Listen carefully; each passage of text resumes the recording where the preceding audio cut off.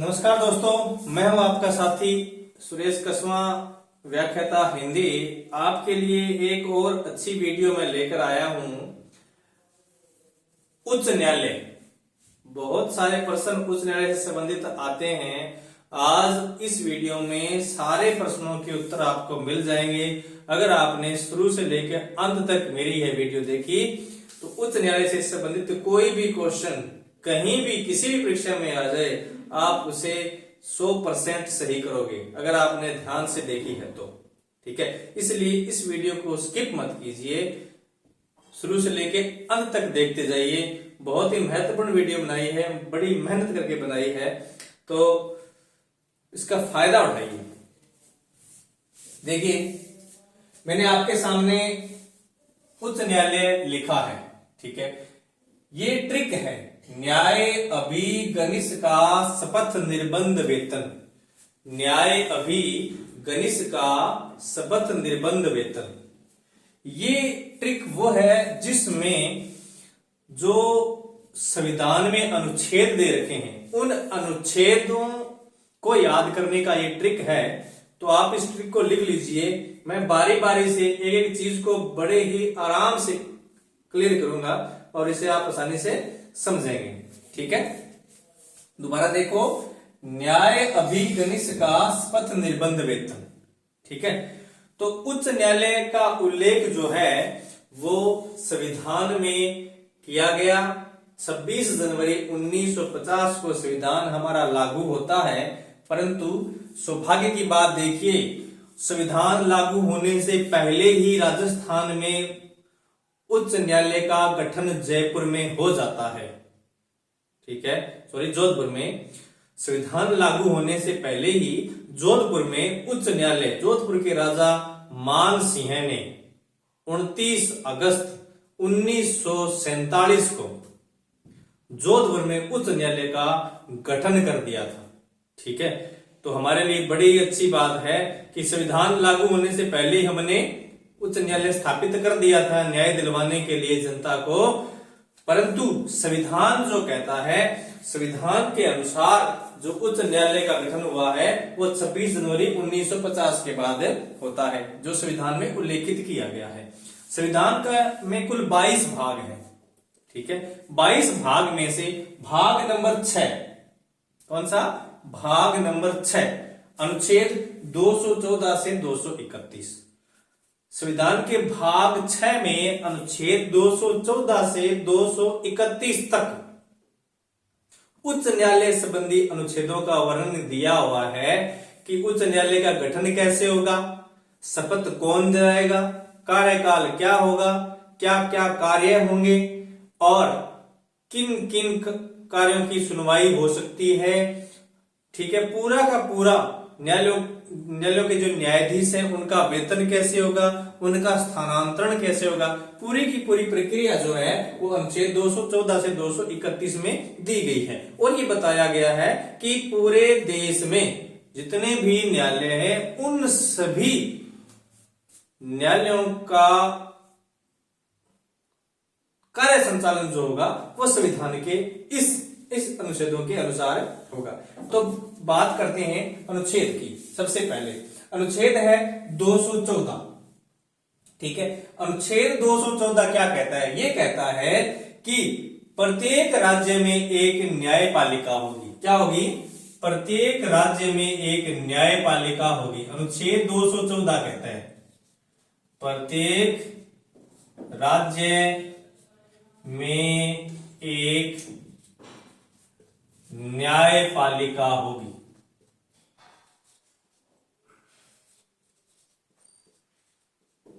ठीक है, प्रत्येक राज्य में एक न्यायपालिका होगी। अब देखिए, नया नया संविधान लागू हुआ है, अभी देश आजाद हुआ है।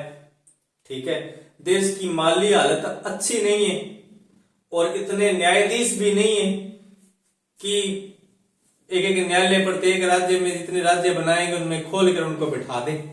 ठीक है, तो व्यवस्था नहीं हो पा रही थी, तो उसके लिए क्या करेंगे फिर? अब समस्या आ गई। तो संविधान तो उल्लेखित कर चुका है कि प्रत्येक राज्य में एक न्यायपालिका होगी, अब हमारे पास संसाधन नहीं है, ठीक है, जगह नहीं है, कहां स्थापित करें, न्यायाधीश नहीं है, किसको लगाएं। तब इस समस्या को समाधान करने के लिए इस संविधान में संशोधन किया गया, ठीक है। कौन सा संशोधन? 7वां संविधान संशोधन 1956। 7वां संविधान संशोधन 1956 किया गया और संशोधन करने के बाद में ये उल्लेखित कर दिया गया कि 2 या 2 से अधिक राज्यों के लिए एक न्यायपालिका हो सकती है। क्या कर दिया कि 2 या 2 से अधिक राज्यों के लिए एक न्यायपालिका हो सकती है। और अनुच्छेद कौन से में उल्लेख कर दिया उसका? 231, ठीक है। अनुच्छेद 231 में इस बात का उल्लेख कर दिया कि 2 या 2 से अधिक, 2 या 2 से अधिक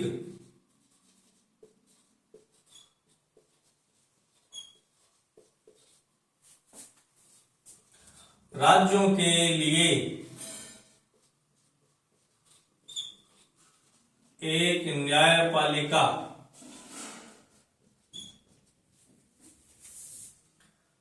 हो सकती है या स्थापित की जा सकती है, ठीक है। ये संशोधन कर दिया क्योंकि अपने पास क्या थे? संसाधन नहीं थे, न्यायाधीश भी नहीं थे। अब किस राज्य में न्यायपालिका होनी चाहिए? जैसे पीछे 3 राज्यों में थी, और किस में नहीं होनी चाहिए? जैसे अभी पंजाब, चंडीगढ़ जो न्यायपालिका है उसकी बात करते हैं, वो पंजाब और हरियाणा दोनों के लिए है, ठीक है। अब वो चंडीगढ़ कौन बनाएगा उसे, ठीक है। इसका उल्लेख किया गया है इसमें कि जो न्यायपालिका है उसका स्थान कहां होगा, यह निर्धारित करने की जो शक्ति होगी वो किसके पास होगी? वो संसद के पास होगी। किसके पास होगी? संसद। यानी संसद यह निर्धारित करेगी कि न्यायपालिका कहां होनी चाहिए, किस जगह पे होनी चाहिए, ठीक है।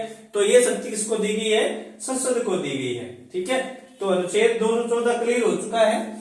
इसी अनुच्छेद के तहत राजस्थान में उच्च न्यायालय की स्थापना जोधपुर में की गई। अब बात करता हूं मैं राजस्थान की दृष्टि से, तो देखिए मैंने जैसे बताया था कि संविधान लागू होने से पहले ही राजस्थान में उच्च न्यायालय की स्थापना 29 अगस्त 1947 को एक समारोह जिसकी अध्यक्षता राजा मान सिंह कर रहे थे, उन्होंने 29 अगस्त 1947 को जोधपुर में उच्च न्यायालय का गठन कर दिया, ठीक है।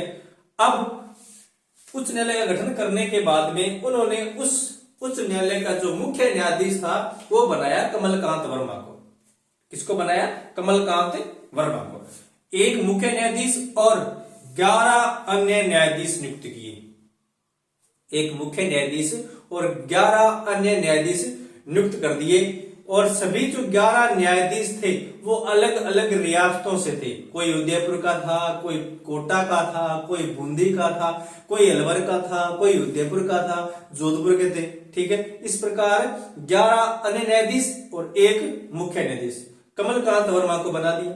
अब जब संविधान लागू हुआ 26 जनवरी 1950 को, तो यह उल्लेखित किया गया था कि प्रत्येक न्यायालय का जो न्यायाधीश होगा और जो उसकी जो न्यायालय की कार्य प्रणाली होगी वो संविधान के अनुसार होगी, ठीक है।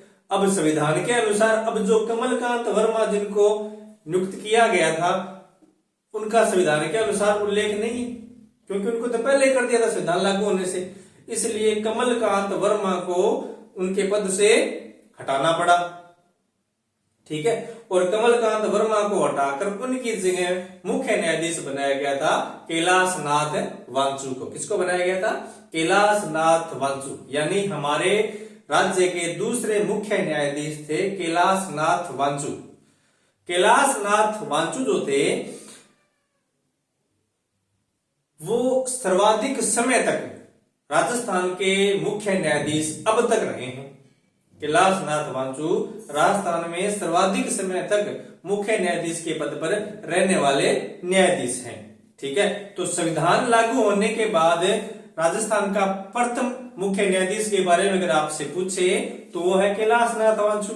अगर आपसे ये पूछे कि राजस्थान का मुख्य न्यायाधीश, प्रथम मुख्य न्यायाधीश कौन था, तो वो है कमलकांत वर्मा। अगर आपसे ये पूछे संविधान लागू होने के बाद राजस्थान का प्रथम मुख्य न्यायाधीश कौन है, तो वो है कैलाश नाथ वांचु, ठीक है, जो कि सर्वाधिक समय तक राजस्थान के मुख्य न्यायाधीश रहे। ये मैं अनुच्छेद 214 के तहत आपको बता रहा हूं, वैसे इसको आगे अपने लिखेंगे भी, ठीक है। देखिए 214 का उल्लेख हो गया, ये मैंने इसलिए दिया क्योंकि यह इससे संबंधित है, ठीक है। इसलिए 2 या 2 से अधिक राज्यों के लिए एक न्यायपालिका हो सकती है, संसद इसका गठन करेगी और अनुच्छेद 231 में इस बात को उल्लेखित किया गया है। अब यह पूरा हो गया, अब चलते हैं अभी, इसको मिटा देता हूं।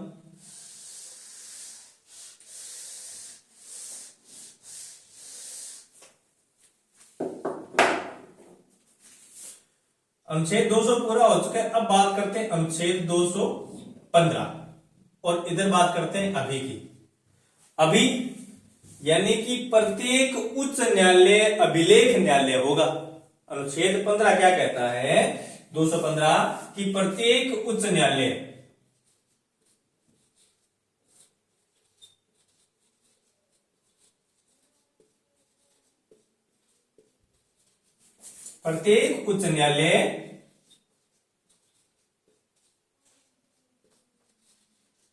अभिलेख न्यायालय होगा।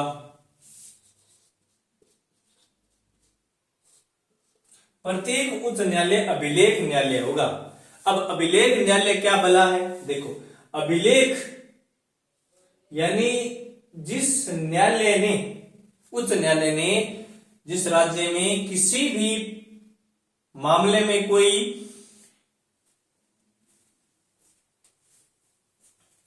अपना उल्लेख कर दिया है या किसी मामले को समाधान कर दिया है, ठीक है, तो उस बात को लेकर, उस न्याय को लेकर राजस्थान के किसी भी न्यायालय में उससे संबंधित मामले को रखा जा सकता है और जो उच्च न्यायालय ने जो न्याय दिया है, ठीक है, उसके अनुसार ही दूसरे न्यायालयों को न्याय देना होगा, आधार रखा जा सकता है, ठीक है ना। कि जैसे किसी मामले में किसी के ऊपर यह आरोप लगा है कि इस व्यक्ति ने इस मामले में घूस ली है या इसने इस प्रकार से रिश्वत ली है या इसने भ्रष्टाचार किया है, ठीक है, जबकि उच्च न्यायालय ये कह देता है कि इस प्रकार का जो कार्य उसके द्वारा किया गया है वो गबन की दृष्टि में, घोटाले की दृष्टि में या घूस की दृष्टि में नहीं आता है, उसे बरी कर दिया जाता है। तो उसी प्रकार का और मामला अगर कहीं और चल रहा है तो उसको आधार लेकर उससे बरी किया जा सकता है।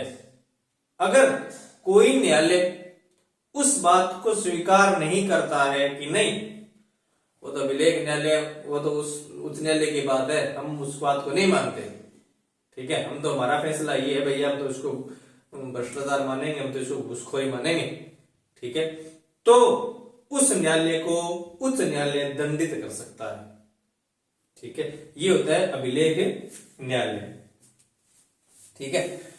अब जैसे उच्च न्यायालय ने कह दिया कि जो पिता की संपत्ति है उस संपत्ति में जो दत्तक पुत्र है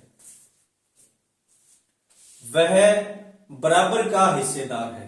यह जो आदेश उच्च न्यायालय ने निकाल दिया किसी मामले में, ठीक है, परंतु जो दूसरे न्यायालय है वो कहते हैं ना हम तो इस बात को नहीं मानते हैं, हम तो ये करेंगे, तो वो नहीं चलेगा, ठीक है, ये होता है अभिलेख, वो इसकी बात चलेगी, ठीक है। अब अगर कोई न्यायालय इस बात का विरोध कर देता है कि नहीं हम तो अपने अनुसार करेंगे, तो उच्च न्यायालय उस न्यायालय को दंडित कर सकता है। ठीक है, ये होता है अभिलेख न्यायालय। इसका उल्लेख कहां है? अनुच्छेद 215 में। अब बात करेंगे अनुच्छेद 216 की। ठीक है, अनुच्छेद 216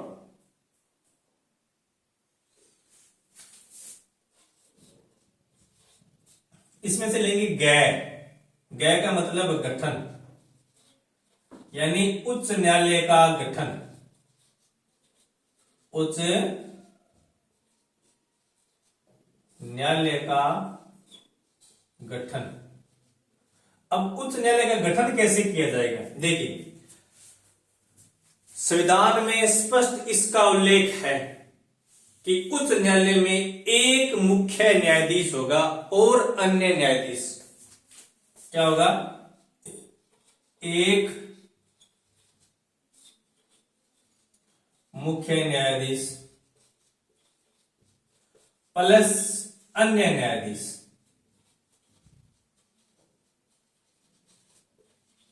ठीक है, ये तो बता दिया कि मुख्य न्यायाधीश एक होगा, परंतु संविधान में इस बात का उल्लेख नहीं मिलता है कि अन्य न्यायाधीश कितने होंगे। 2, 4, 6, 8, 10, 12, 20, कहीं कोई उल्लेख नहीं है संविधान में कि जो अन्य न्यायाधीश है उनकी संख्या कितनी होगी।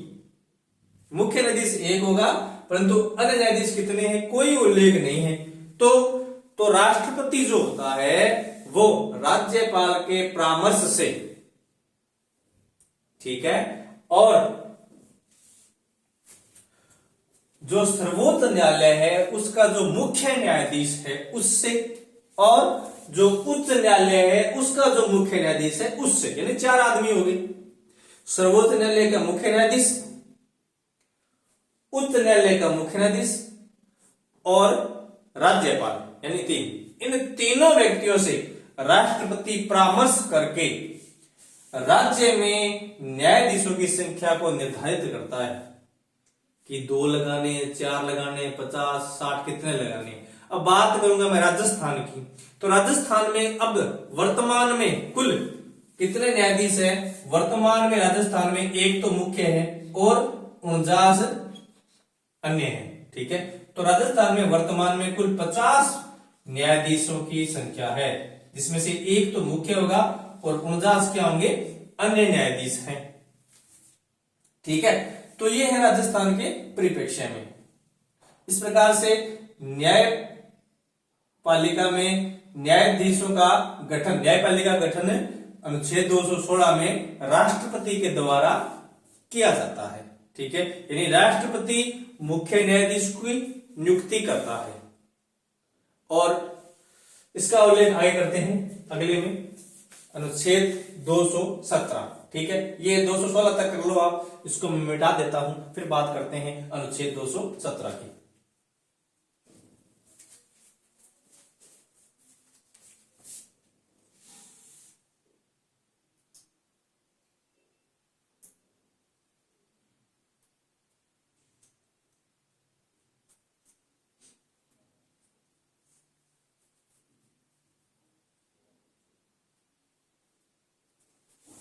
मिटा देते हैं, हो गया था।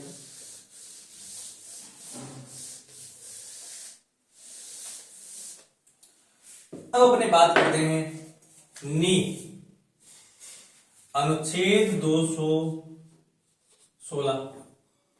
14 हो गया, 15 हो गया, 16 हो गया, 17, अनुच्छेद 217।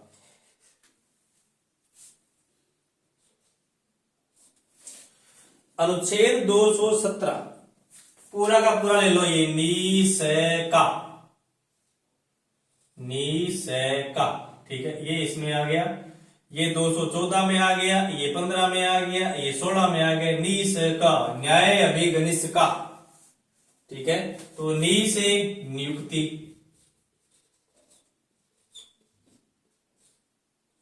अनुच्छेद 217 में है। से शर्त और का से कार्यकाल। ठीक है, तो न्यायाधीश की नियुक्ति, न्यायाधीश पद की शर्तें और न्यायाधीश का कार्यकाल, इन तीनों ही चीजों का उल्लेख हमें मिलता है अनुच्छेद 217 में कि न्यायाधीश की नियुक्ति कैसे होगी, उनसे संबंधित शर्तें क्या है, किसको न्यायाधीश बनाया जा सकता है और उनका कार्यकाल क्या होगा। अब बात करते हैं पहले नियुक्ति की। देखिए,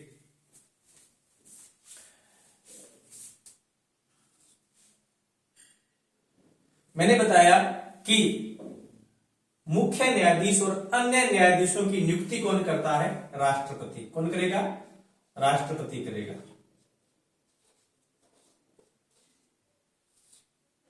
नियुक्ति करने वाला आदमी है राष्ट्रपति। अब राष्ट्रपति नियुक्ति करेगा तो सिर्फ नियुक्ति करता है। अब राष्ट्रपति को कोई तो आदमी चाहिए जो ये बताए कि ये आदमी ठीक है भाई, इसको आप मुख्य न्यायाधीश बना दो, ये आदमी भला है, ये आदमी काम करने वाला है, ये आदमी न्यायविद है, ये जानकार है, ठीक है। इसका संविधान में उल्लेख किया गया है, ठीक है, कि राष्ट्रपति जो है वो परामर्श लेगा। राष्ट्रपति क्या लेगा?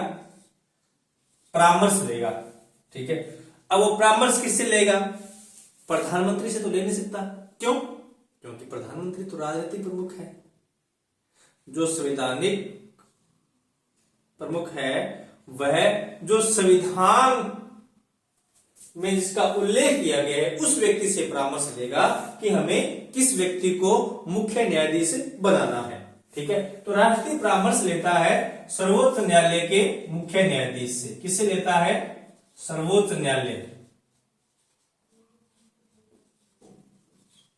के मुख्य न्यायाधीश से। सर्वोच्च न्यायालय का जो मुख्य न्यायाधीश होता है,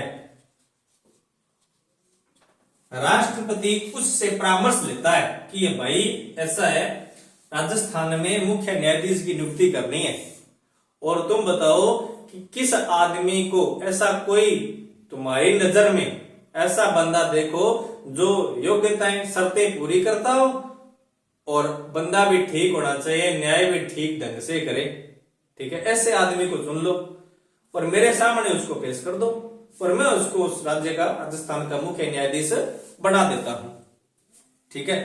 अब राष्ट्रपति किससे परामर्श करेगा? मुख्य न्यायाधीश से। अब मुख्य न्यायाधीश किसी व्यक्ति को कह देगा ये लो, ये पकड़ो और ये इसको आप राजस्थान का मुख्य न्यायाधीश बना दो। ऐसा होगा क्या? ऐसा बिल्कुल होता था, ठीक है। यानी पहले ऐसा ही था कि जो मुख्य न्यायाधीश था उसको लगता था कि ये आदमी मेरे काम का है, मेरी बात मानने वाला है, मैं इसको राजस्थान का मुख्य न्यायाधीश बना देता हूं। पर यह था कि उसकी शर्त पूरी होनी चाहिए। शर्त क्या थी? शर्त यह थी कि वो कम से कम 10 वर्ष तक न्यायिक पद पे रहा हो या कम से कम 10 वर्ष तक अधिवक्ता के रूप में कार्य कर चुका हो, ये शर्त थी। अब ऐसा आदमी जो मुख्य न्यायाधीश की बात मानने वाला था, मुख्य न्यायाधीश उसको लेता और ये लो जी राष्ट्रपति को सौंप देता कि इसको न्यायाधीश आप बढ़ा दीजिए। परंतु यह 1998 तक चला। 1998 तक यही परंपरा रही, परंतु 1998 में तीसरे जेजे केस 1998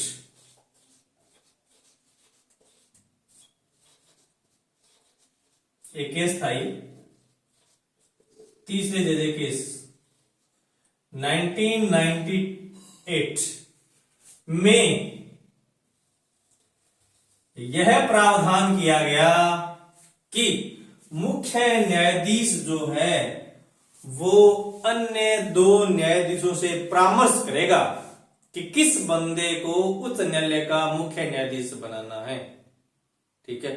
परामर्श करे बगैर अगर वो किसी व्यक्ति को राष्ट्रपति से कह देता है कि इसको मुख्य न्यायाधीश बना दो, तो राष्ट्रपति उस व्यक्ति को मुख्य न्यायाधीश की जो परामर्श है उसको नहीं मानेगा।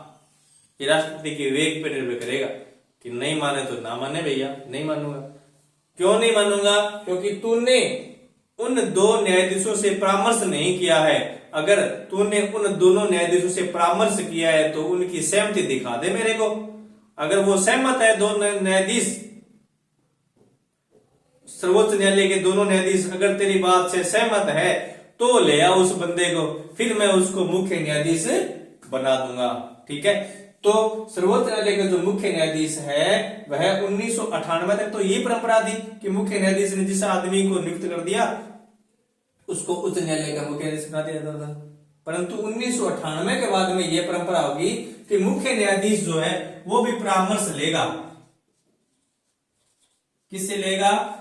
दो अन्य न्यायाधीशों से,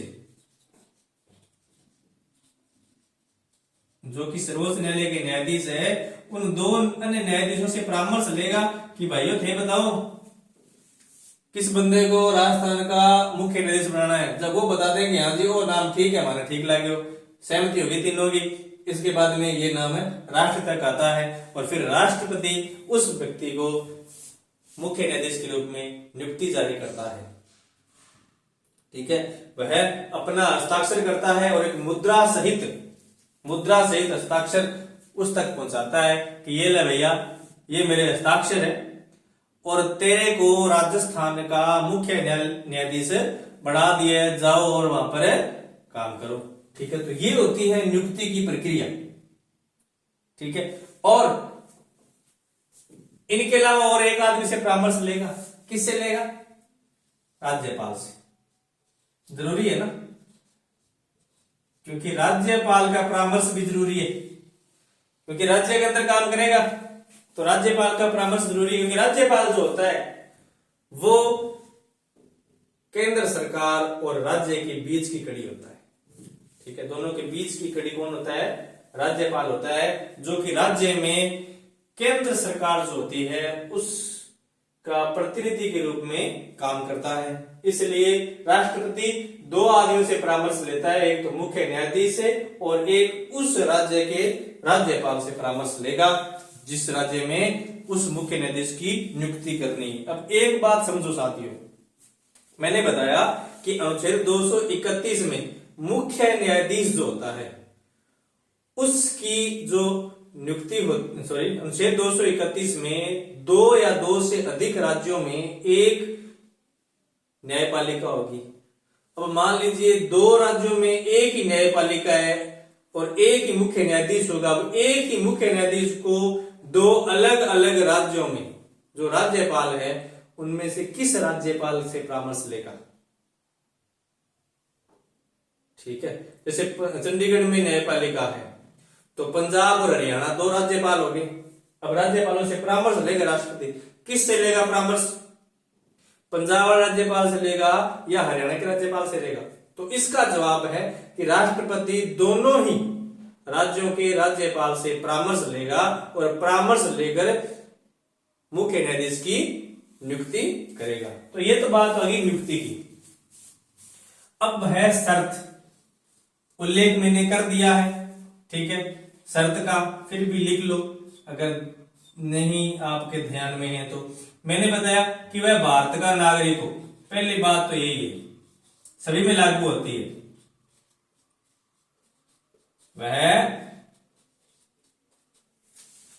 वह भारत का नागरिक हो, सीधी सी बात है। भारत का नागरिक नहीं है तो नहीं बनाएंगे भैया, जाओ से कहीं। 10 वर्ष तक न्यायिक पद धारण कर चुका हो, 10 वर्ष तक न्यायिक पद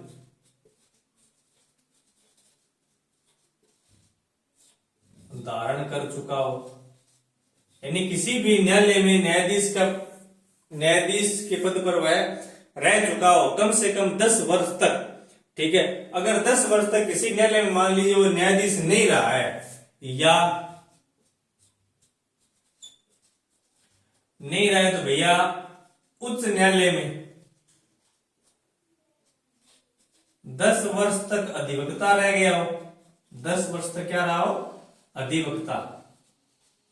ठीक है, यानी 10 वर्ष तक न्यायिक पद धारण कर चुका हो या उच्च न्यायालय में 10 वर्ष तक अधिवक्ता काम कर चुका हो। ठीक है, यानी वकील बन के रह गया हो 10 वर्ष तक उच्च न्यायालय में, सरकारी वकील, या तो ये काम कर रहा हो या किसी भी न्यायालय में, उस न्यायालय को छोड़कर अन्य जो भी न्यायालय है, किसी भी न्यायालय में न्यायिक पद अगर उसे धारण कर चुके, उस न्यायालय में कर चुका हो सही, कोई दिक्कत नहीं है, ठीक है, धारण कर चुका हो कितने साल तक, 10 साल तक, उसी व्यक्ति को मुख्य न्यायाधीश बनाया जाएगा।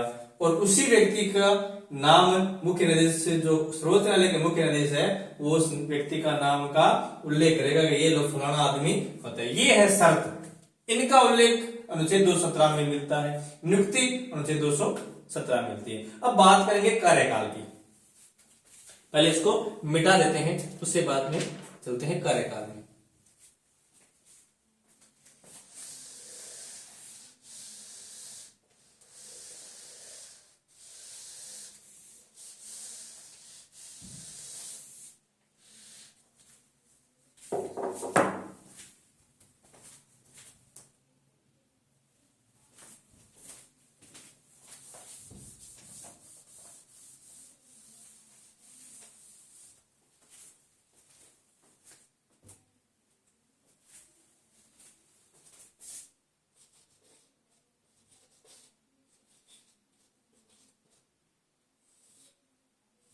कार्यकाल देखो, जब संविधान लागू हुआ था उस समय जो कार्यकाल था वो 60 वर्ष था, चाहे वो मुख्य न्यायाधीश हो चाहे वो अन्य न्यायाधीश हो। कितना था? 60 वर्ष। कितना था? 60 वर्ष। परंतु 60 वर्ष थोड़ा लग गया। 60 साल में तो आदमी बुढ़ा बोले, तो 60 साल में आदमी का दिमाग काम करना बंद नहीं कर रहा था, खूब काम करता है। तो संविधान में संशोधन करना पड़ेगा, क्योंकि संविधान में तो उल्लेख कर दिया 60 साल तक रहेगा। अब बंदा जो है वो मुख्य न्यायाधीश है, जो कोई सा न्यायाधीश है, 60 साल से ज्यादा काम नहीं करेगा। 60 साल के बाद में रिटायर हो गया, तो जिस प्रकार सरकारी कर्मचारी रिटायर हो जाए ना 60 साल बाद में, की काम हो बंद रहे, गई सोचे भी हो रिटायर हो गए हो, साइड में लगाओ, ठीक है, वो आप मान लें हाँ यार रिटायर हो गया, मैं तो रिटायरमेंट हो गया मेरा तो कोई काम ही बन करे, ऐसा नहीं होता, ठीक है। भी सरकार ने माना है कि ठीक है आपकी जो कार्य क्षमता है वो थोड़ी कम हुई है, पर ऐसा थोड़ी है कि वो बिल्कुल ही खत्म हो गया ना। 60 साल के बाद में तो नेता बनते हैं, 80 85 साल के नेता, वे तो कम होनी में एमएलए बना दो थे 90 साल का नहीं बन जाएगा, उसकी कार्य क्षमता तो कम नहीं होती। क्यों? क्योंकि वो तो सरकार है, वो तो नियम बनाने वाले हैं, उनके लागू नहीं है। परंतु जो सरकारी कर्मचारी है उसकी कार्य क्षमता 60 साल में खत्म हो जाती है, ये सरकार का मानना है कर्मचारी की। पर यहां नहीं लागू होती, 60 साल में नहीं हुआ तो संशोधन किया गया कि आयु बढ़ाई जाए, और बढ़ा दी। क्या संशोधन कौन सा था? 15वां संविधान संशोधन। 15वां संविधान संशोधन किया गया, और जो आयु थी उसको 60 से बढ़ा कितना कर दिया? 62 वर्ष। अब अगर आपसे प्रश्न पूछे कि मुख्य न्यायाधीश की का कार्यकाल होता है, तो आपका उत्तर होगा 62 वर्ष, ठीक है। अगर ये आ जाए कि संविधान जब लिखा गया था उस समय मुख्य न्यायाधीश की आयु कितनी थी? अधिकतम 60 वर्ष, और अब कितनी है? 62 वर्ष, ठीक है। अब अन्य न्यायाधीश के बारे में अपने चर्चा नहीं की थी नियुक्ति के समय कि अन्य न्यायाधीश जो होते हैं उनकी नियुक्ति कैसे होती है। तो अन्य जो भी न्यायाधीश होते हैं, ठीक है, नियुक्ति उनकी राष्ट्रपति करता है। परंतु अब 3 आदमी हो गए, एक तो सर्वोच्च न्यायालय का मुख्य न्यायाधीश, एक उच्च न्यायालय का मुख्य न्यायाधीश और एक राज्यपाल। इन तीनों से विचार विमर्श करने के बाद में राष्ट्रपति जो है वो अन्य न्यायाधीशों की नियुक्ति करता है। क्या करता है? अन्य न्यायाधीशों की नियुक्ति राष्ट्रपति करता है, ठीक है। इसके बारे में प्रश्न आ सकता है, ठीक है, किस किस से अनुशंसा करता है, कौन कौन उसकी अनुशंसा करता है, तो वह उनकी नियुक्ति करता है।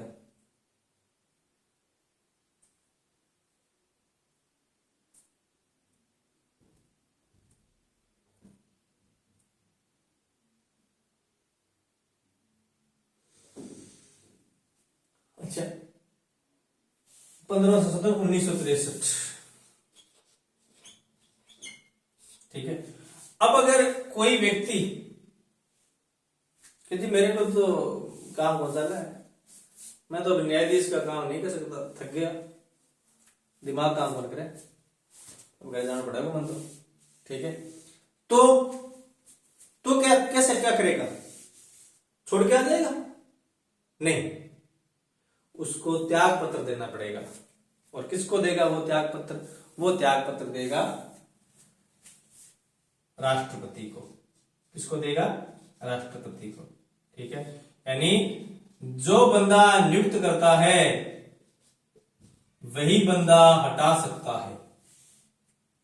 ठीक है। कि जो बंदा नियुक्त करता है मुख्य न्यायाधीश को, वही बंदा उसको त्याग पत्र दे सकता है या वही बंदा उसको हटा सकता है। अब राष्ट्रपति ही न्यायाधीश, मुख्य न्यायाधीश और न्यायाधीशों की नियुक्ति करता है और राष्ट्रपति ही इन्हें हटा सकता है। संविधान में उल्लेख किया गया है हटाने का, रिमूव्ड। क्या उल्लेख किया गया है? रिमूव्ड, जिसका अर्थ होता है हटाना। ठीक है। यानी मुख्य न्यायाधीश और न्यायाधीशों को राष्ट्रपति रिमूव कर सकता है, हटा सकता है, परंतु हटाने की जो प्रक्रिया है वो है महाभियोग। हटाने की प्रक्रिया क्या है? महाभियोग। यानी महाभियोग के द्वारा ही मुख्य न्यायाधीश या अन्य न्यायाधीश को हटाया जा सकता है। और हटाएगा कौन? राष्ट्रपति। राज्यपाल के पास कोई पावर नहीं होती है, राज्यपाल उनको हटा नहीं सकता। परंतु अगर किसी भी न्यायाधीश के ऊपर कोई मुकदमा चल रहा है या उसकी जांच चल रही है, ठीक है, तो राज्यपाल के पास इतना हक होता है कि वह उस न्यायाधीश को निलंबित कर सकता है। ठीक है। तो निलंबित कौन कर सकता है? निलंबन का अधिकार किसको है? राज्यपाल को है निलंबित। वो भी कब? जब जांच चल रही है तो कौन कर सकता है? राज्यपाल। साथियों, मेरी हर एक बात में प्रश्न है, हर एक बात में प्रश्न है। देखिए, त्याग पत्र राष्ट्रपति को सौंपता है, हटा कौन सकता है? राष्ट्रपति का सकता है। उल्लेख संविधान में किस नाम से किया गया है? रिमूव्ड से, परंतु लिखा गया है कि महाभियोग विधि से हटाएंगे। अब महाभियोग विधि से किसको हटाते हैं? राष्ट्रपति को हटाते हैं। किसको हटाते हैं? राष्ट्रपति को। तो राष्ट्रपति के लिए रिमूव्ड नहीं लिखा हुआ है, राष्ट्रपति के लिए रिमूव्ड शब्द का प्रयोग नहीं किया गया है। क्या किया गया है? इम्पीचमेंट। राष्ट्रपति के लिए किस शब्द का प्रयोग किया है? इम्पीचमेंट। ठीक है। यानी महाभियोग। राष्ट्रपति के लिए महाभियोग के लिए इम्पीचमेंट शब्द का प्रयोग किया गया है, जबकि न्यायाधीश के लिए रिमूव्ड शब्द का प्रयोग किया गया है। यह प्रश्न एक बार परीक्षा में आ चुका है। ठीक है। कि संविधान में रिमूव्ड न्यायाधीश के लिए आता है और इम्पीचमेंट राष्ट्रपति के लिए आता है। ठीक है। तो ये लिख लीजिए, फिर आगे चलते हैं। तीनों ही हो गए, नियुक्ति होगी, शर्त होगी, कार्यकाल होगी, 60 वर्ष तक रह सकता है, उससे पहले स्वेच्छा से त्याग पत्र दे सकता है राष्ट्रपति को, या उसे रिमूव किया जा सकता है महाभियोग पद्धति से। और महाभियोग पद्धति में जब जांच उसकी चल रही हो तो उसको निलंबित कौन कर सकता है? निलंबित राज्यपाल उसे कर सकता है। यह जो प्रक्रिया है, अभी तक भारत में किसी भी न्यायाधीश का महाभियोग विधि से नहीं हटाया गया है। ठीक है। भारत में अभी तक किसी भी न्यायाधीश को महाभियोग विधि से नहीं हटाया गया है। मुझे याद आ रहा है कि कलकत्ता के न्यायाधीश थे सौमित्र सेन। कलकत्ता के न्यायाधीश सौमित्र सेन और सिक्किम के न्यायाधीश है पीडी दिनकरन। कलकत्ता के न्यायाधीश सौमित्र सेन और सिक्किम के न्यायाधीश पीडी दिनकरन, ये जरूर चर्चा में रहे थे क्योंकि इनके खिलाफ महाभियोग की पद्धति को अपनाया गया था। परंतु जांच जब चल ही रही थी, कार्यवाही चल ही रही थी, तो उससे पहले इन दोनों ने त्याग पत्र दे दिया था। ठीक है। अर्थात महाभियोग विधि इन पर लागू नहीं हुई थी। किसने? एक तो कलकत्ता के सौमित्र सेन और एक सिक्किम के पीडी दिनकरन। ठीक है, ये दो न्यायाधीश ऐसे थे जिन पर महाभियोग लाने की तैयारियां थी, इनकी जांच हो रही थी कि इन्होंने त्याग पत्र दे दिया था। भारत के इतिहास में अभी तक यही है, अभी तक महाभियोग किसी के ऊपर नहीं लगाया गया है। ठीक है, चलिए आगे चलते हैं।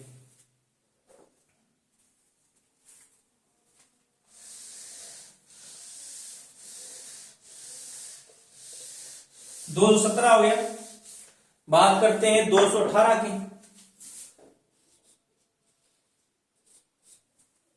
यहां मैंने उल्लेख नहीं किया है। क्यों नहीं किया है कि 218 ज्यादा महत्वपूर्ण नहीं है। ठीक है, क्यों? क्योंकि 218 क्या कहता है? 218 में यह कहा गया है कि उच्चतम की जो उच्च न्यायालय है, जो उच्च न्यायालय है में उच्चतम न्यायालय के प्रावधान लागू होंगे। किसके? उच्चतम न्यायालय के प्रावधान लागू होंगे। ठीक है, अनुच्छेद 218 कहता है कि उच्च न्यायालय में उच्चतम न्यायालय के प्रावधान लागू होंगे। ये इंपॉर्टेंट इतना नहीं था, इसलिए मैंने इस ट्रिक में इसको शामिल नहीं किया। ठीक है, अब बात करेंगे अनुच्छेद 219 शपथ, यानी मुख्य न्यायाधीश और अन्य न्यायाधीश को शपथ दिलानी है। नियुक्ति तो राष्ट्रपति कर देगा, शपथ कौन दिलाएगा?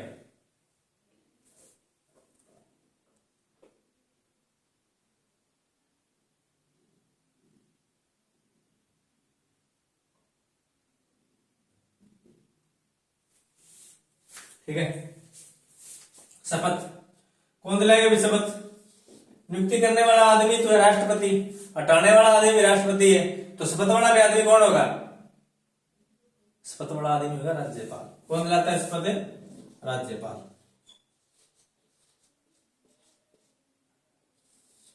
ठीक है, यानी न्यायाधीशों को जो शपथ दिलाने का काम करता है वो राज्यपाल करता है। अब यहां भी बात अड़ेगी। अनुच्छेद 231, 2 या 2 से अधिक राज्यों के लिए एक न्यायपालिका होगी, न्यायालय होगा, वहां बात अड़ेगी, क्योंकि राज्यपाल वहां क्या है? 2 है। अब कौन सा राज्यपाल शपथ दिलाएगा? पंजाब वाला कहेगा मैं दिला श्याम, हरियाणा वाला कहेगा मैं दिलाऊंगा। अब ये बात जब अड़ेगी तो इसका उल्लेख संविधान में किया गया है। क्या किया गया है? इसका उल्लेख ये किया गया है कि जिस राज्य में न्यायालय है उस राज्य का राज्यपाल शपथ दिलाएगा। कौन दिलाएगा? जिस राज्य में न्यायालय है।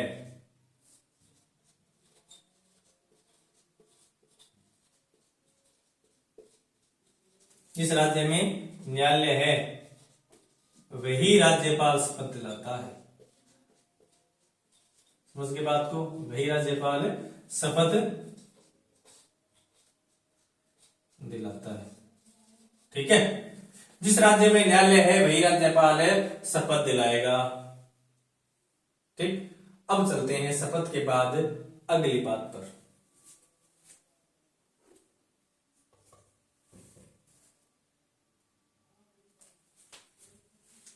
बता दो,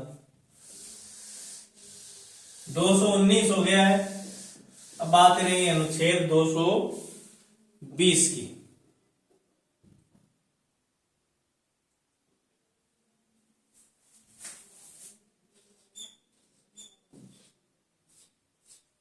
अनुच्छेद 220, अनुच्छेद 220 कहता है निर्बंधन, न्यायाधीशों पर निर्बंधन।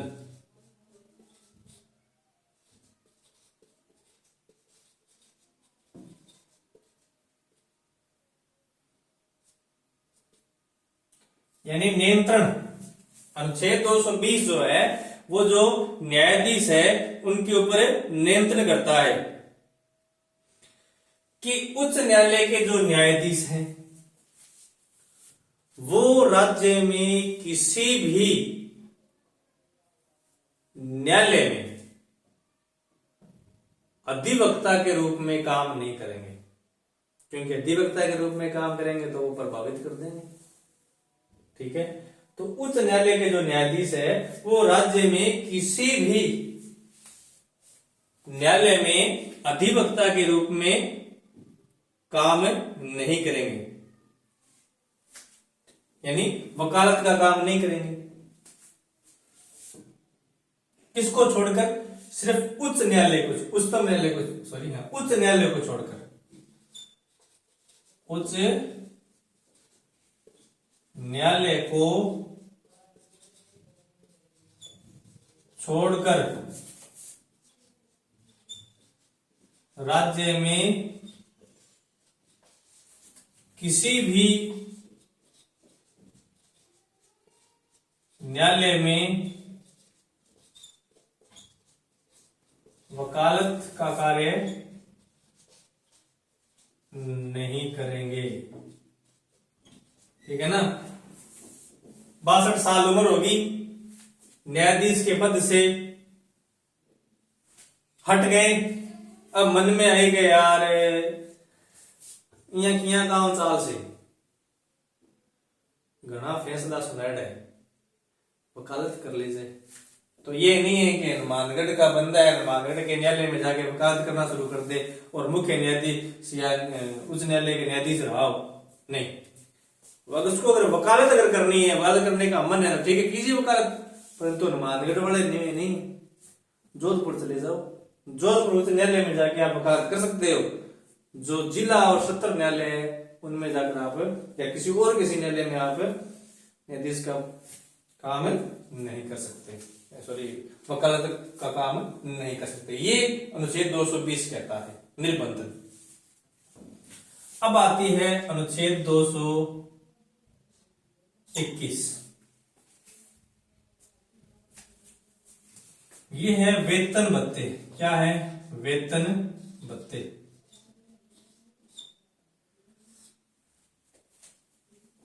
न्यायाधीश जो होता है उनका जो वेतन भत्ता होता है वो संसद द्वारा निर्धारित है। संसद उसमें समय समय पर संशोधन करती रहती है, ठीक है। परंतु संविधान में उसका उल्लेख किया गया है कि अगर किसी व्यक्ति को न्यायाधीश पद मिल जाता है, मुख्य न्यायाधीश का पद मिल जाता है या न्यायाधीश का पद मिल जाता है, तो उसके वेतन भत्ते में किसी प्रकार की कटौती नहीं की जाएगी। सिर्फ आपातकाल के समय, आपातकाल के समय राष्ट्रपति के द्वारा उसके वेतन में कटौती की जा सकती है, अन्यथा उस व्यक्ति को मिलने वाली सभी सुविधाओं में किसी भी प्रकार की कोई कटौती नहीं की जा सकती।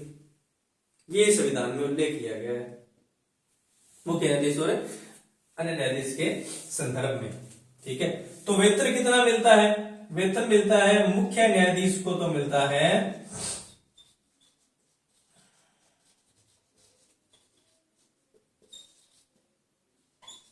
2.50 लाख, ठीक है। और अन्य न्यायाधीश है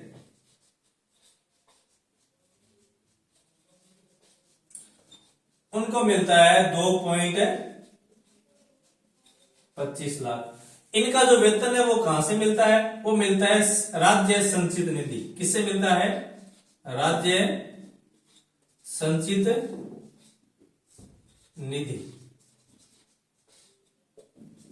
वेतन जो है वो मिलेगा राज्य संचित निधि से, परंतु पेंशन जो है वो मिलती है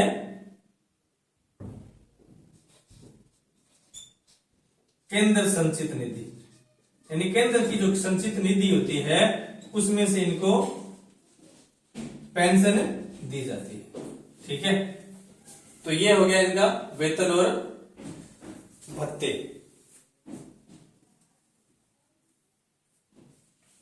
ठीक है। अब एक और है, एक और इससे संबंधित है अनुच्छेद और लिख लो,